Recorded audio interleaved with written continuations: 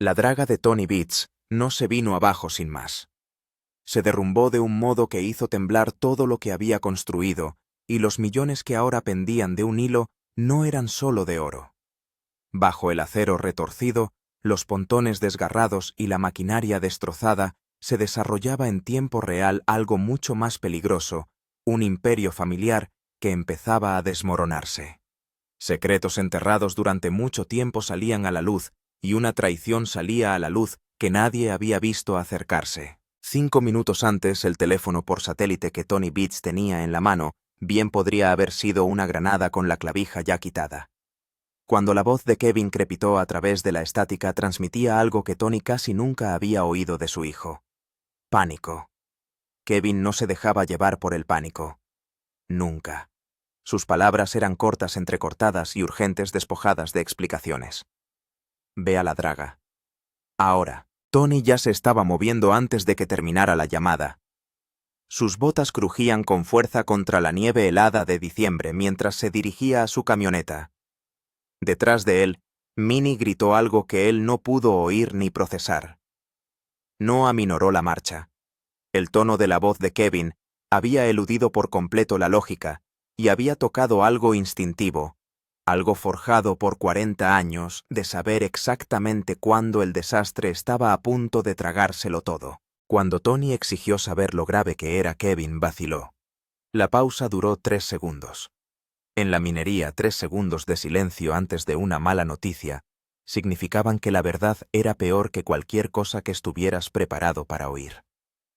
Las manos de Tony se tensaron sobre el volante cuando subió a la camioneta, los nudillos blanqueándose contra el cuero negro. La draga. Su draga. El corazón de la operación que había construido pieza a pieza durante décadas. La máquina que había sacado millones de dólares en oro del lecho del río Klondike. El símbolo de todo por lo que la familia Beats se había sacrificado. Se había ido.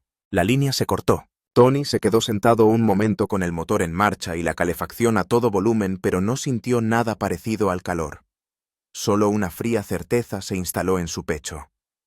Esto no había sido un accidente. 43 años en la minería le habían enseñado la diferencia entre la mala suerte y algo mucho peor. Las máquinas fallaban.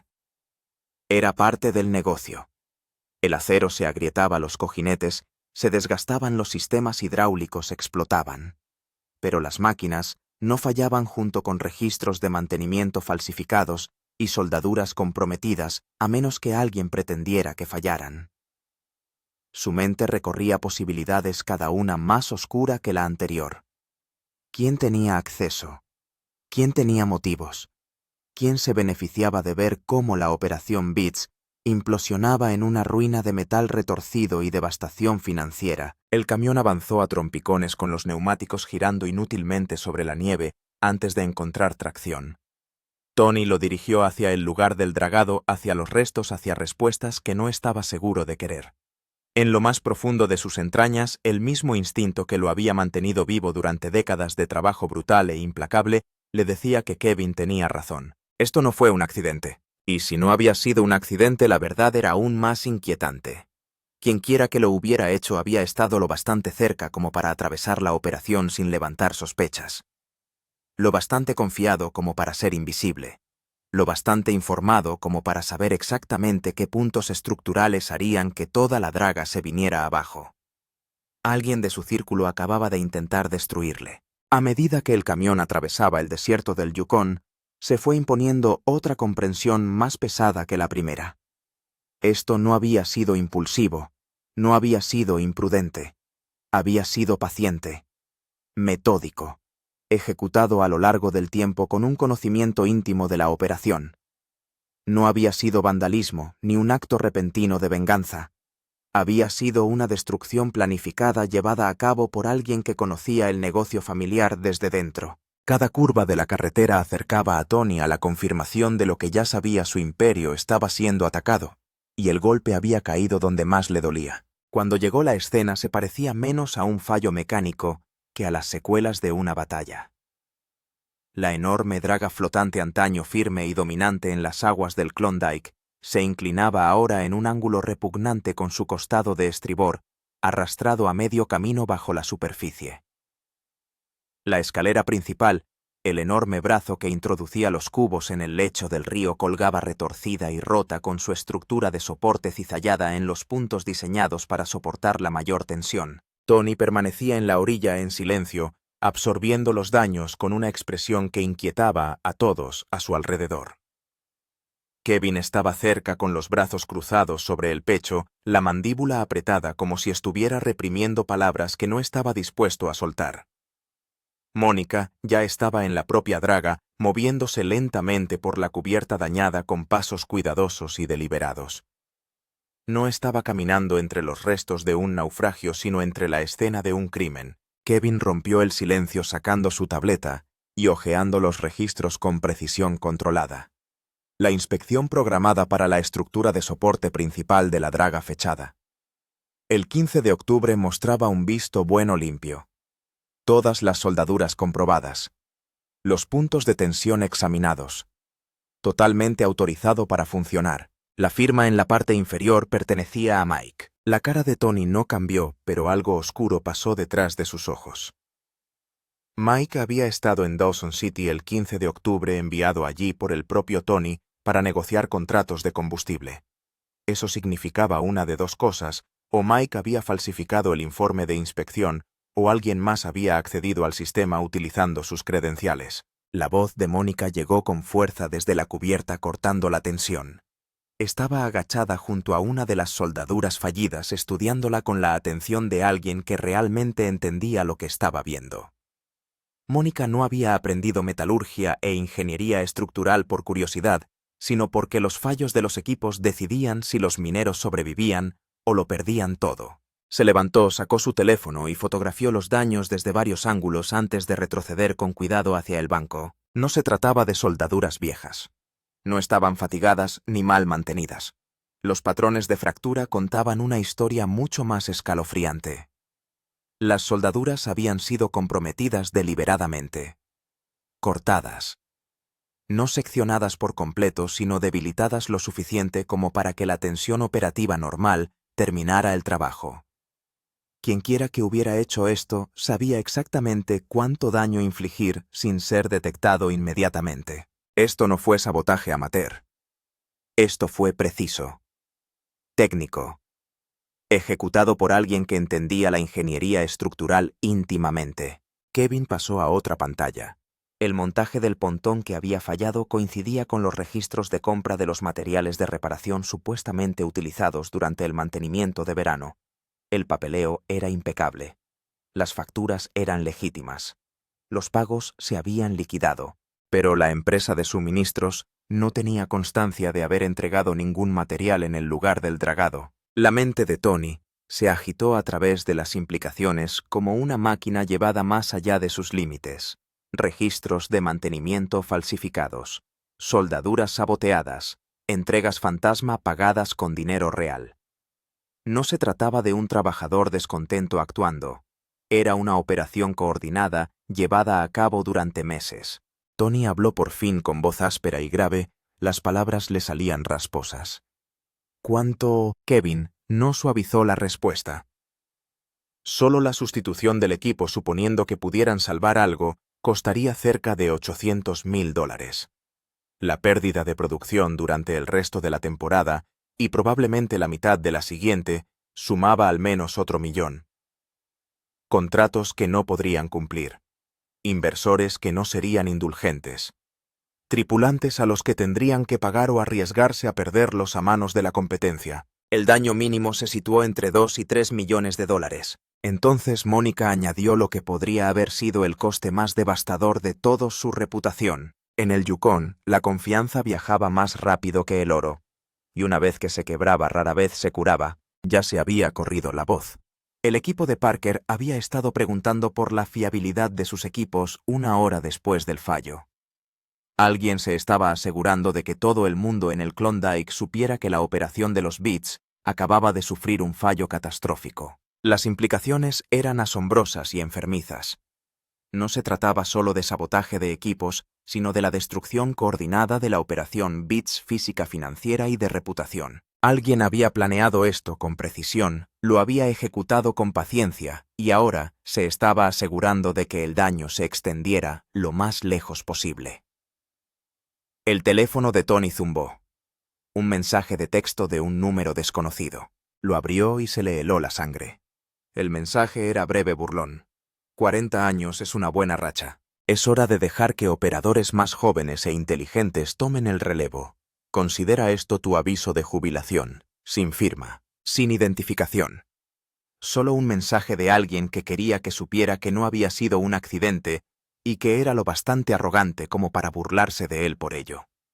Sangre y traición. La sala de guerra, que en realidad no era más que la oficina principal del complejo de Tony, un contenedor reconvertido que contenía archivadores, ordenadores, mapas de reclamaciones y décadas de registros mineros, parecía más pequeña de lo habitual con el peso de las acusaciones llenando cada rincón.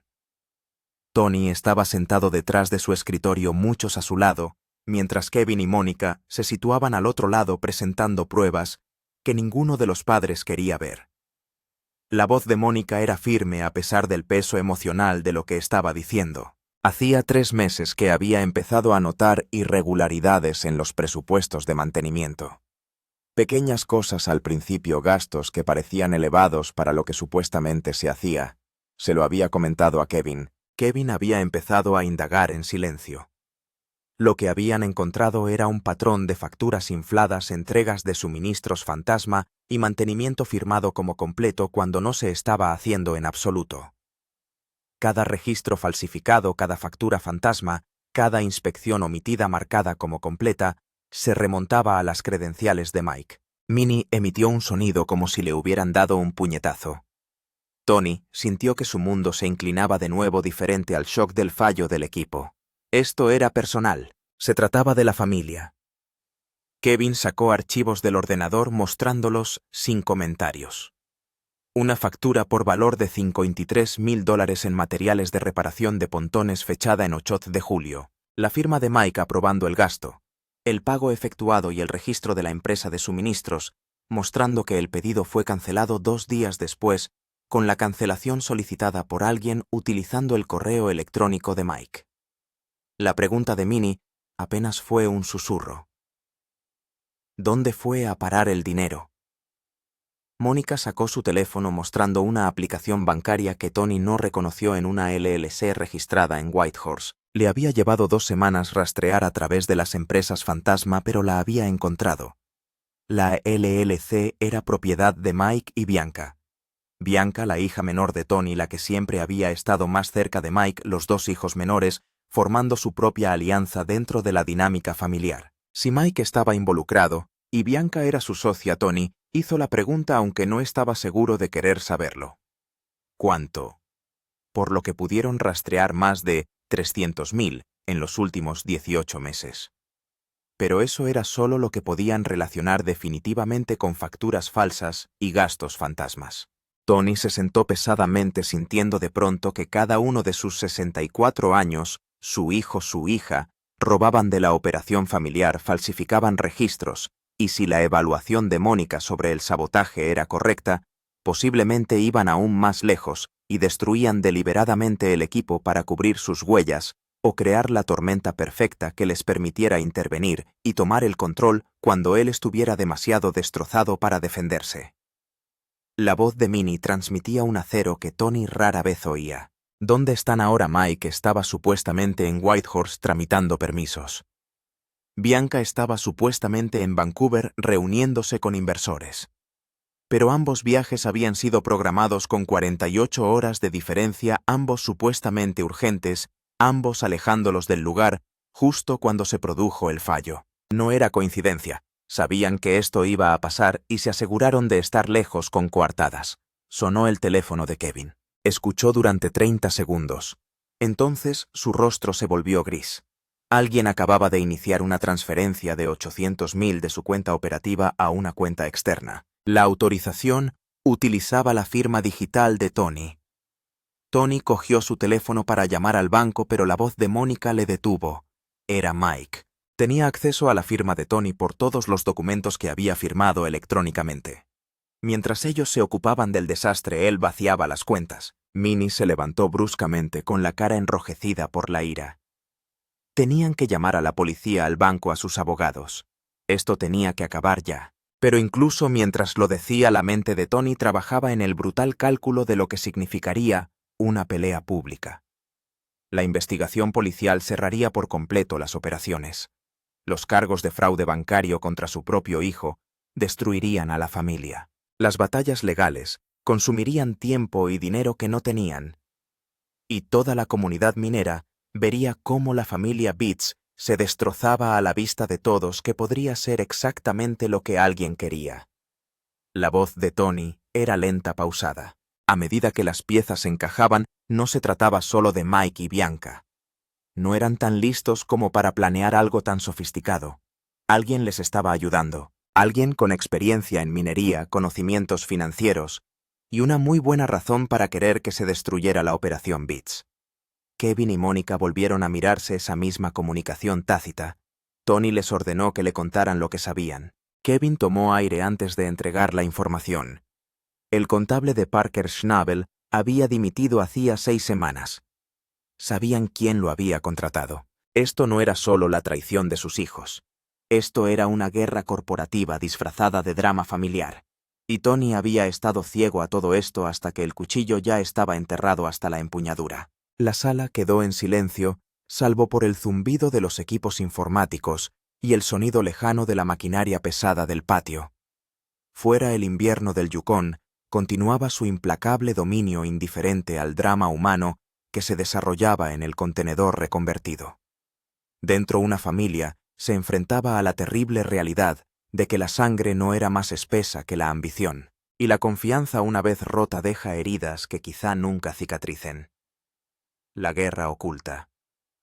La revelación de que el antiguo contable de Parker Schnabel estaba implicado lo cambió todo. Tony se sentó en su despacho rodeado de su familia y sintió todo el peso de hasta qué punto había sido superado.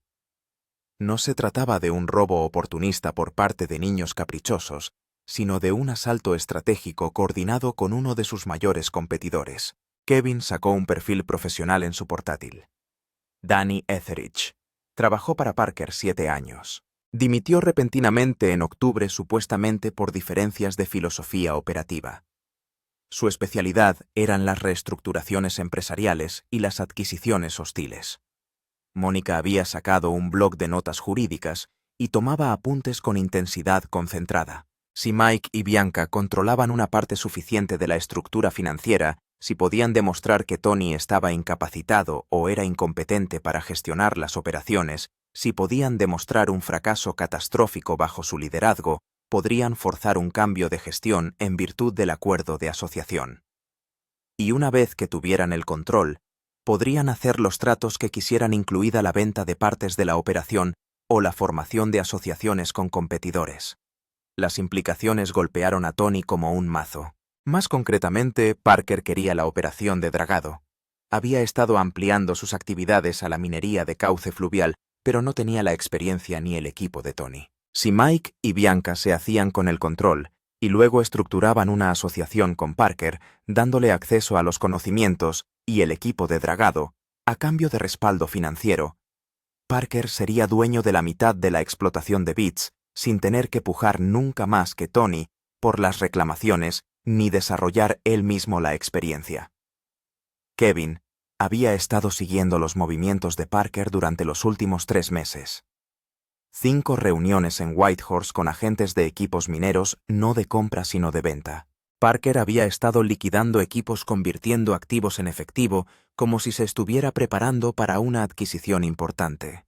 Minnie hablaba en voz baja desde su posición junto a la ventana, mirando el patio de equipos donde millones de dólares en maquinaria estaban inactivos, algunos de ellos ahora dañados permanentemente. O Parker estaba ayudando a Mike y Bianca a prepararse para comprar a Tony. Si le obligaban a abandonar la empresa utilizando el contrato de sociedad, necesitarían dinero para comprar su parte al valor justo de mercado. Parker aporta el dinero, obtiene a cambio una participación en la operación y de repente Tony se quedaría fuera del negocio que había construido. El teléfono de Tony sonó. Su abogado Jason Mitchell llamaba al 7,30 una tarde de diciembre. No era una llamada social. La noticia era devastadora. Alguien había solicitado una revisión operativa de emergencia de la explotación minera de Bits, alegando negligencia grave e incompetencia en la gestión que habían provocado un fallo catastrófico de los equipos y una crisis financiera. En la solicitud, se pedía la suspensión temporal de la autoridad de gestión de Tony hasta que se realizara la investigación. Los peticionarios figuraban como partes interesadas en la explotación, Mike Bits y Bianca Bits. Ahí estaba, el golpe mortal, sus propios hijos, usando el desastre que habían ayudado a crear, presentando acciones legales para quitarle el control sobre la operación que había construido de la nada. La voz de Jason estaba cargada de malas noticias. En virtud de las cláusulas de gestión de crisis del acuerdo de asociación, podían solicitar una revisión de emergencia. Si lo conseguirían era otra cuestión, pero la propia solicitud provocaba una suspensión automática de 72 horas en las principales decisiones operativas y financieras. Durante los 3 días siguientes, Tony se quedó fuera de su propia empresa. Tony terminó la llamada y miró a su familia. La cara de Kevin estaba blanca de asombro. Mónica parecía querer atravesar la pared con el puño. A Minnie le corrían lágrimas por la cara, pero su expresión era pura furia. La voz de Tony era inquietantemente tranquila. Acababan de quedarse fuera. Durante 3 días, no pudieron acceder a los fondos operativos, no pudieron hacer reparaciones, no pudieron responder al desastre. Y en 3 días, con las cuentas bancarias vaciadas y las operaciones paralizadas, Mike y Bianca argumentarían que la operación estaba en tan grave estado que el cambio de gestión era la única opción. La mente jurídica de Mónica ya estaba barajando posibilidades. A menos que pudieran demostrar el sabotaje y el robo antes de que se cumplieran las 72 horas. Si podían demostrar que Mike y Bianca habían creado deliberadamente esta crisis, la revisión de emergencia sería desestimada y se enfrentarían a cargos penales. Kevin sacó las funciones del calendario en su teléfono. 3 días. Era martes por la noche. La retención expiraba el viernes por la noche. Podrían construir un caso tan rápido. Mónica ya estaba cogiendo su abrigo. Conocía todas las soldaduras de esa draga y podía documentar el sabotaje. Kevin sacaría todos los registros financieros que Mike había tocado en los 2 últimos años. Tony tenía que llamar a todos los proveedores y obtener confirmación de lo que realmente se había entregado frente a lo que se había facturado. La voz de Minnie llevaba un tono que hizo que todos la miraran. Ella se encargaría de Mike y Bianca. Eran sus hijos también. Y estaban a punto de aprender lo que pasaba cuando traicionabas a esta familia. En 3 días sabrían exactamente quién estaba detrás de esto. Y cuando lo supieran los responsables desearían no haber oído nunca el nombre de Bits cuando caen las leyendas. Las 48 horas siguientes se desdibujaron en un frenesí de revisión de documentos, inspecciones in situ y llamadas telefónicas cada vez más desesperadas. Mónica trabajaba día y noche fotografiando y midiendo todas las soldaduras sospechosas de la draga, construyendo un caso técnico de sabotaje deliberado. Kevin se sumergió en los registros financieros con un detalle obsesivo, y Tony hizo llamadas, pidió favores y presionó a su red más de lo que lo había hecho en años. Pero el jueves por la tarde, todo se detuvo cuando Tony se derrumbó. Ocurrió en el despacho en medio de una conferencia telefónica con su abogado. En un momento estaba discutiendo sobre la estrategia legal para la vista del viernes, y al siguiente estaba en el suelo. Kevin y Mónica se apresuraban a pedir ayuda, mientras Minnie le cogía la mano y le decía que respirara. Los paramédicos llegaron en 12 minutos. El diagnóstico llegó en la ambulancia: evento cardíaco, potencialmente un ataque cardíaco menor, definitivamente requiriendo hospitalización inmediata y evaluación. Mientras lo cargaban en el vehículo, Tony trató de discutir. Trató de decir que no tenía tiempo para hospitales. Tenían un plazo. La cara de Minnie mirándole desde arriba detuvo en seco sus protestas. Parecía aterrorizada y furiosa a partes iguales. Sus palabras eran sencillas pero absolutas. No llegó a matarse trabajando para salvar una explotación minera. No llegó a morirse por ella. En el hospital de Dawson City, Los médicos hicieron pruebas mientras Kevin y Mónica esperaban sentados en la sala de espera con los teléfonos a tope de actualizaciones de la investigación, que de repente parecían triviales en comparación con la salud de su padre. Los resultados preliminares llegaron el jueves por la tarde. Episodio cardíaco, inducido por el estrés exacerbado por la hipertensión, el agotamiento y lo que el médico denominó con delicadeza estrés físico, acumulado, significativo, consistente con décadas de trabajo exigente. En otras palabras, el cuerpo de Tony Beets le estaba enviando finalmente una factura por 43 años de jornadas de 16 horas diarias, un trabajo físico que destrozaría a hombres de la mitad de su edad y un estrés que habría matado a la mayoría de la gente hace años. El médico emitió el pronóstico con simpatía profesional. Tony necesitaba reposo de verdad, no unos días libres, antes de volver al trabajo semanas como mínimo. Su corazón era fuerte, pero no invencible. Otro episodio como este, sobre todo bajo un estrés extremo continuado, podría ser catastrófico. La respuesta de Kevin fue plana. Tony tenía mañana una vista que podría determinar si perdía su negocio. El descanso no era una opción en este momento. Kevin y Mónica, entraron sus rostros, mostraban la tensión de las últimas 48 horas más el nuevo terror de la crisis de salud de su padre. Se miraron entre sí luego a sus padres y alguna decisión tácita pasó entre ellos. La vista era mañana a las 10 de la mañana. Jason podía representarlo sin que Tony estuviera allí. Tenían suficientes pruebas de irregularidades financieras para al menos forzar una investigación completa que suspendería el cambio de gestión hasta que estuviera terminada.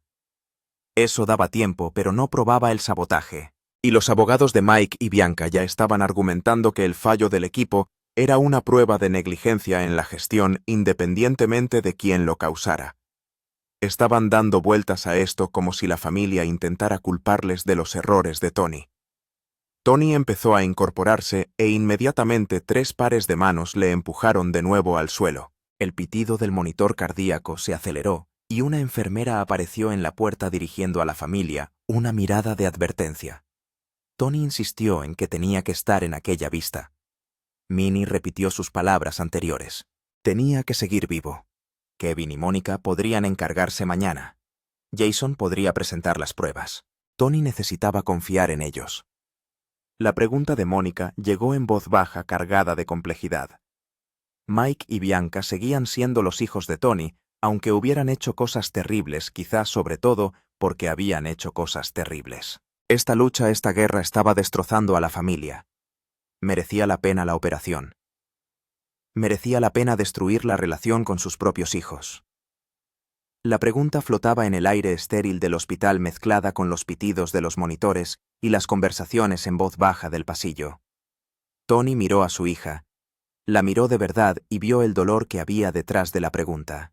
Mónica y Kevin habían sido puestos en una posición imposible, eligiendo entre su padre y sus hermanos, entre la lealtad al negocio familiar y la lealtad a la propia familia. La voz de Tony era pequeña de una manera que su familia nunca había oído. Cuando se volvió tan complicado, solía ser simple. Encontrar oro.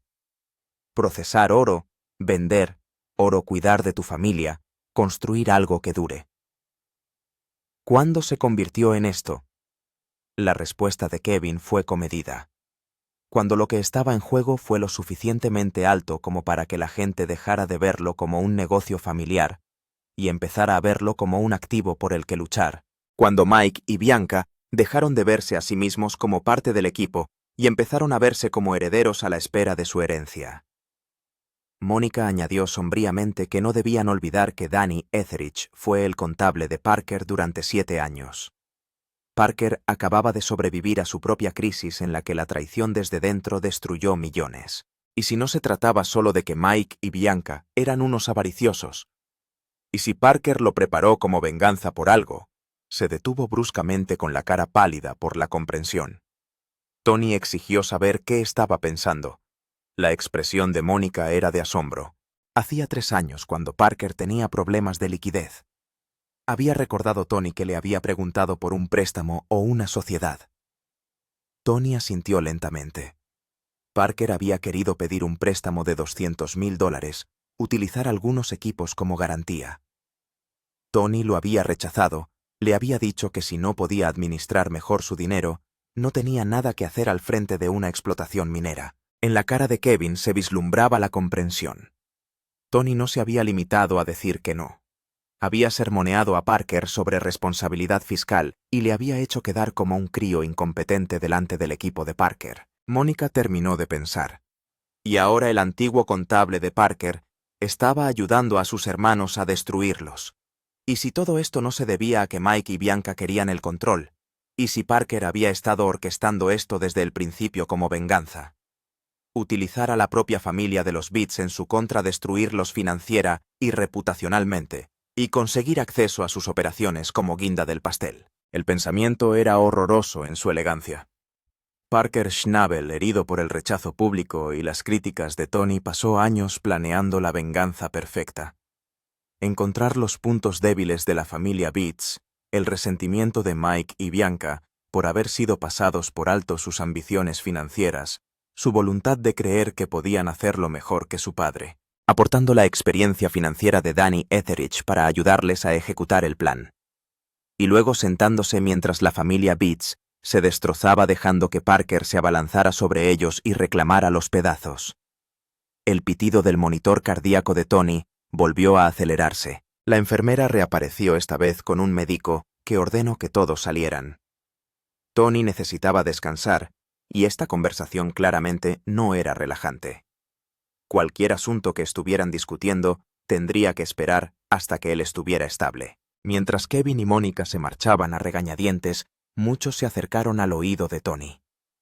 Iba a dejar que ellos se ocuparan de mañana. Iba a descansar. Cuando estuviera mejor, lo resolverían juntos. Pero ahora mismo, lo único que importaba era que sobreviviera. Tony miró a su mujer a los ojos y vio más de 40 años de compañerismo, lucha y amor. Y por primera vez, desde que la llamada de Kevin había destrozado su mundo, asintió derrotado. Pero mientras muchos se acomodaban en la silla junto a su cama, la mente de Tony ya estaba trabajando. Descansar estaba bien, sobrevivir era importante. Pero rendirse. Eso nunca había estado en su vocabulario y no iba a empezar ahora. La vista era mañana. Mike y Bianca estarían allí. Las huellas de Parker Schnabel estaban por todas partes en este desastre, y en algún momento de las próximas 24 horas alguien iba a cometer un error que expusiera la verdad. Tony Beats podría estar en la cama de un hospital. Su corazón podría protestar por 43 años de abusos, podría enfrentarse a la destrucción de todo lo que había construido. Pero aún no estaba acabado. Ni siquiera cerca. La mañana del viernes llegó con un frío que hacía que el metal se volviera quebradizo y el aliento se congelara en el aire. En una sala de conferencias del edificio administrativo de Dawson City, la audiencia de revisión operativa de emergencia se celebró con toda la calidez de un funeral y el doble de tensión. Mike y Bianca Beats estaban sentados a un lado de la mesa con su abogado, un hombre de Vancouver muy elegante y especializado en litigios empresariales. Parecían seguros, serenos y completamente convencidos de que estaban a punto de hacerse con el control de una explotación minera multimillonaria. Al otro lado estaban Kevin y Mónica con Jason Mitchell, el abogado de la familia que llevaba 15 años al servicio de los Beats. Detrás de ellos, en la pequeña galería del público, estaban sentados casi 2 docenas de mineros de todo el Klondike que habían venido a ver la implosión de la familia Beats. Tony no estaba allí, seguía en el hospital bajo la atenta vigilancia de Minnie, pero su presencia se cernía sobre el acto como un fantasma, influyendo en cada palabra y decisión. El árbitro, un ejecutivo jubilado de la industria minera llamado Harold Thompson, convocó la vista con el aire cansado de alguien que ha visto demasiadas empresas familiares destrozarse por dinero. Se trataba de una revisión de emergencia de la competencia de la dirección de la explotación minera de los Beats, solicitada por Michael y Bianca Beats, por un fallo catastrófico de los equipos debido a una negligencia grave. La intervención inicial de Jason Mitchell tuvo el peso de alguien que lleva 48 horas construyendo un caso sin apenas dormir. Lo que tenían no era negligencia. Era sabotaje, robo y fraude orquestados por los propios peticionarios para crear la crisis exacta que ahora utilizaban como justificación para una toma de posesión de la dirección. La sala estalló. El abogado de Mike y Bianca se opuso en voz alta. Harold Thompson golpeó su mazo llamando al orden, y Kevin sacó la primera prueba, un análisis financiero que mostraba 317.000 en facturas fraudulentas con la autorización de Mike. Cada una de estas facturas representaba materiales supuestamente adquiridos para el mantenimiento de equipos, pero que en realidad nunca se entregaron. Los pagos iban a parar a una sociedad de responsabilidad limitada propiedad de Mike y Bianca Beats. No se trataba de negligencia. Esto era malversación. La cara de Mike se había puesto blanca. Bianca miró a su abogado, que de repente estaba estudiando sus notas con intensa concentración. La confianza que había llenado su lado de la mesa hacía 5 minutos se estaba evaporando como la escarcha de la mañana. Mónica estaba de pie al lado presentando dibujos técnicos de los soportes estructurales fallidos de la draga. Estas soldaduras no fallaban de forma natural.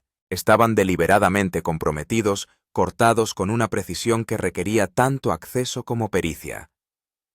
Los cortes estaban diseñados para parecer fracturas por tensión, pero en realidad eran sabotajes que fallarían en condiciones normales de funcionamiento.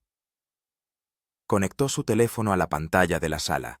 Aparecieron fotos de las soldaduras dañadas ampliadas y anotadas con análisis técnicos de 2 ingenieros metalúrgicos independientes que habían revisado las pruebas durante la noche. Sus conclusiones eran idénticas: compromiso estructural deliberado diseñado para provocar un fallo catastrófico. Mike era licenciado en Ingeniería Mecánica por la Universidad de Columbia Británica. Tenía los conocimientos técnicos necesarios para ejecutar este tipo de daños. Tenía acceso al equipo, y los registros financieros demostraban que tenía motivos. Estaba sacando dinero sistemáticamente de la operación, y necesitaba una crisis lo suficientemente grande como para forzar un cambio en la gestión antes de que alguien descubriera el robo. Mike finalmente habló con la voz entrecortada, afirmando que no podían probar que él hubiera hecho ningún trabajo estructural en esa draga. Kevin estuvo de acuerdo en que no podían probar eso específicamente, pero sí podían probar que Mike falsificó los registros de mantenimiento, afirmando que las inspecciones se habían completado cuando él ni siquiera estaba en el lugar. Podrían probar que autorizó pagos por materiales nunca entregados. Podrían probar que canceló pedidos legítimos de suministros y se embolsó los reembolsos. Y podrían probar que 3 días antes de la avería del equipo Mike se reunió con Danny Etheridge en Whitehorse. El nombre cayó como una bomba. El abogado de Mike se estremeció visiblemente. La cara de Bianca pasó de pálida a gris. Jason Mitchell se dirigió directamente a Harold Thompson. Danny Etheridge, antiguo contable y asesor financiero de Parker Schnabel, estaba especializado en reestructuraciones empresariales y estrategias de adquisiciones hostiles. Los registros telefónicos mostraban que había estado en contacto regular con Mike Beats durante los últimos 6 meses. Los registros bancarios mostraban que había recibido un pago de 50.000 de la LLC, propiedad de Mike y Bianca, hace 2 semanas. Harold Thompson se inclinó hacia adelante, su expresión endureciéndose. ¿Estaba Jason sugiriendo que Parker Schnabel estaba involucrado en esta situación? Jason respondió cuidadosamente. Alguien con amplios conocimientos de operaciones mineras y estructura empresarial había estado asesorando a Mike y Bianca Beats sobre cómo ejecutar una adquisición hostil de la explotación de su familia. Si ese alguien actuaba de forma independiente o en nombre de un competidor, era algo que aún se estaba investigando. Las puertas de la sala de conferencias se abrieron de golpe. Todas las cabezas se giraron para ver entrar a Tony Beats, con Minnie a su lado sosteniéndole el brazo. Estaba pálido, se movía con cuidado y tenía el tipo de fragilidad propia de un cuerpo llevado más allá de sus límites. Pero sus ojos eran claros y estaban llenos de la rabia concentrada que había construido imperios y destruido obstáculos durante 43 años. El médico de Tony apareció detrás de él con aspecto agotado, protestando porque a Tony se le había ordenado expresamente que permaneciera hospitalizado. La respuesta de Harold Thompson fue seca, anotada para que constara. Pero Tony no debería estar aquí. La respuesta de Tony fue simple. Esta era su operación, su familia, su nombre. Él estaría aquí. Se dirigió a la mesa sin mirar a Mike ni a Bianca y colocó un teléfono en el centro. Aquella mañana había recibido otro mensaje de la persona que se había estado burlando de él por este desastre, alardeando de cómo habían destruido su operación. La policía había rastreado el número. Tony continuó. Los mensajes fueron enviados desde el portátil de Bianca, pero el portátil fue robado de su vehículo hace 4 semanas. Ella había presentado una denuncia policial. Alguien cogió ese portátil específicamente para enviar esos mensajes y hacer que pareciera que Bianca era la responsable. La habitación se quedó en silencio. Mike y Bianca se miraron con la confusión sustituyendo a la culpa. El fraude financiero era real. Mike y Bianca malversaron dinero. Falsificaron los registros de mantenimiento, pero el sabotaje, los textos, la sofisticada planificación, eso era Danny Etheridge, y podían probarlo. Las imágenes de las cámaras de tráfico de Whitehorse fechadas en diciembre, 2 días antes de la avería, mostraban el vehículo de Danny Etheridge, él en el asiento del conductor conduciendo hacia el lugar de dragado de la playa a las 2 de la mañana. Las grabaciones del sistema de seguridad de la obra muestran a Danny Etheridge en la draga a las 2:30 de la mañana del 14 de diciembre, llevando equipo de soldadura. Estuvo allí 47 minutos. Cuando se fue, los soportes estructurales de la draga estaban comprometidos. La última prueba era una grabación borrosa, pero lo bastante clara, la voz de Danny Etheridge hablando por teléfono captada por el sistema de seguridad. La draga fallaría en 48 horas. Una vez que lo hiciera Mike, presentaría la revisión de la gestión y estarían en posición. Parker estaba listo con el dinero en efectivo para comprar al viejo una vez que fuera suspendido. La cara de Harold Thompson había pasado de escéptica a estruendosa. Le estaba diciendo Tony que Parker Schnabel orquestó toda esta situación. Jason Mitchell lo confirmó. Parker aportó la financiación y la motivación. Danny Etheridge aportó la experiencia y Mike y Bianca tanto si entendían bien de lo que formaban parte, como si no aportaron el acceso y la conexión familiar que lo hicieron todo posible. Tony miró a Mike y a Bianca, y su expresión contenía más tristeza que rabia. Habían querido más autoridad, más control, más reconocimiento. Quizá debería habérselo dado hacía años. Pero el robo, el fraude, el sabotaje, casi destruir todo lo que la familia construyó, eso no era negocio. Eso era traición. Y eso era algo que no sabía si podrían arreglar. La audiencia terminó con Harold Thompson ordenando una investigación penal completa, denegando la solicitud de suspensión de la dirección y emitiendo una mordaz reprimenda sobre las empresas familiares que olvidaban lo que significaba la familia. Tony se dio la vuelta y se marchó con su familia cerrando filas a su alrededor. Detrás de ellos, Parker permanecía solo en el frío con cara de incertidumbre sobre si su venganza había merecido la pena. 2 semanas más tarde, la familia Beats se reunió en la habitación de Tony, en el hospital donde por fin le daban el alta. Mike y Bianca se enfrentaban a cargos penales, pero cooperaban con la fiscalía a cambio de penas reducidas. Danny Etheridge había huido a Estados Unidos, pero se estaba tramitando su extradición. Parker Schnabel estaba siendo investigado por sabotaje industrial, su reputación estaba por los suelos. Y Tony Beats, 64 años con el corazón a punto de fallarle, miró a los hijos que le quedaban y a su mujer, y tomó una decisión que debería haber tomado hace años. La operación era suya, propiedad mayoritaria, autoridad de gestión, todo. Consultaría, aconsejaría, pero ya no era el que tomaba todas las decisiones. Era hora de que la siguiente generación dirigiera las cosas. Mónica sonrió con lágrimas en los ojos. Kevin asintió aceptando el peso de la responsabilidad. Y muchos cogieron la mano de Tony. Su expresión era una mezcla de alivio y amor. Tony habló en voz baja. 43 años. Tal vez fuera suficiente. Tal vez había llegado el momento de demostrar que lo que había construido podía sobrevivir sin que él lo sujetara con ambas manos. El desastre del equipo que había desencadenado una crisis millonaria y destrozado una familia había enseñado por fin a Tony Beats la lección que se había resistido a aprender durante toda su carrera. Incluso las leyendas tienen que saber cuándo soltarse.